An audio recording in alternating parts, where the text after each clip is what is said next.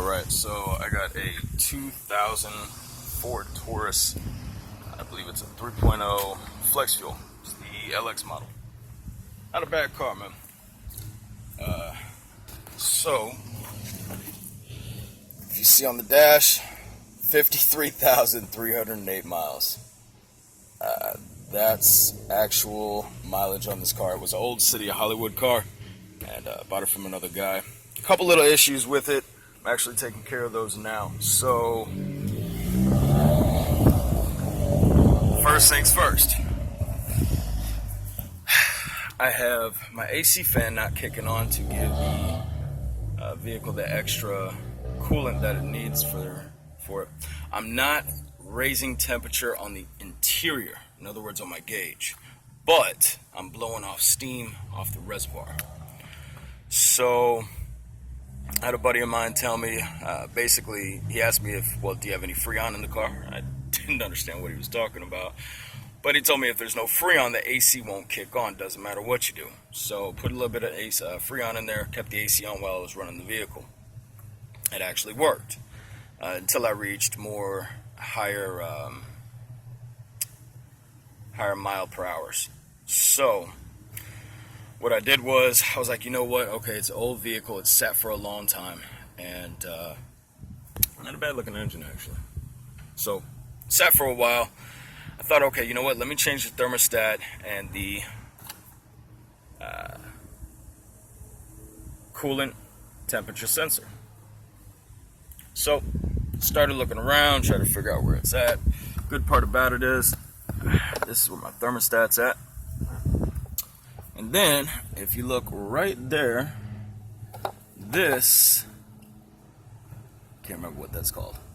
I'm not changing right now because it's not bad. This is my temperature gauge. This goes for the interior of the vehicle. Sorry about that. Now this, that open spot, that's where my temperature, my coolant temperature sensor. It's a little early in the morning, sorry about that. So, finally got it out. I had to use a 3/4 on that. I already took the battery off, terminal off, just in case. Now, this is what the old one looks like. Like I said, the vehicle sat for a while. Now, here's the funny thing. As soon as I went to take the plug off, just like I did that one, this is what happened. This came right off.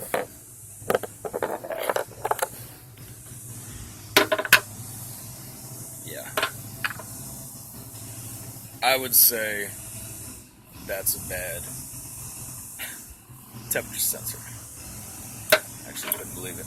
This is basically just milky. Yeah. So, in the process of changing that, I'm also changing the fuel pump, which I'm waiting for until Wednesday. Today is Monday to receive that, and I'll be doing a video on that one as well. Yeah, I need to do a flush on this as well. Got a lot of rust in it. Like I said, it sat for a while. Very good car. Engine runs perfectly. Transmission has no smell to it, none whatsoever. Good car. So what I'm going to do is I'm going to try to find a way to set this down without hurting it, and we'll go from there. Let's see where this is best.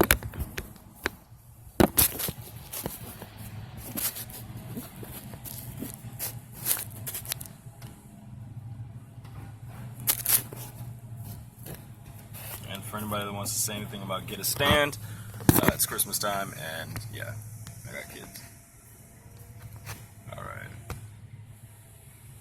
So, this would be the perfect spot for it to be.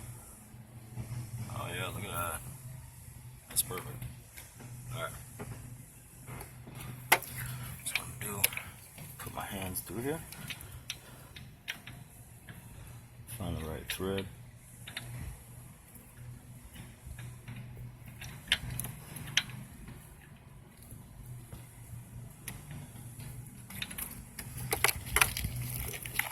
Wiring harness is definitely in the way.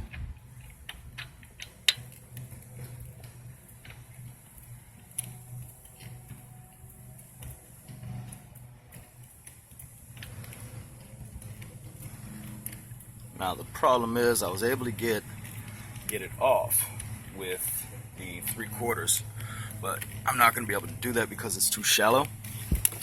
So what I have to do, I have to actually find a way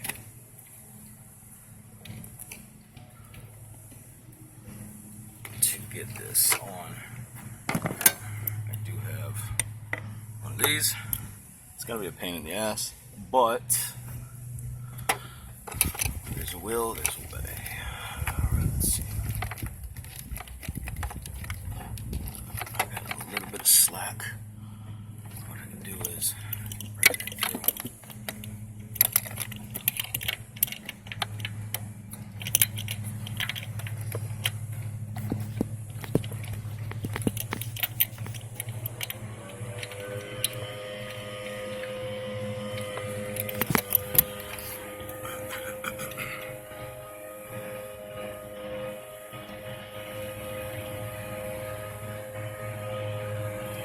What? Got some grips. Let's see what this is all about.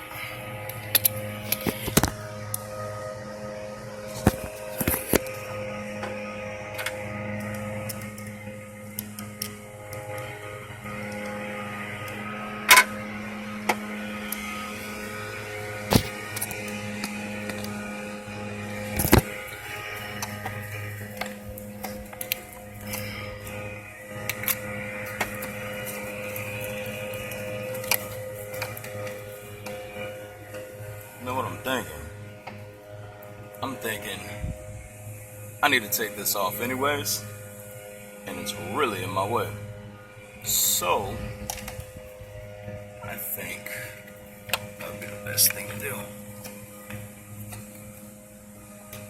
ahead and get it that way.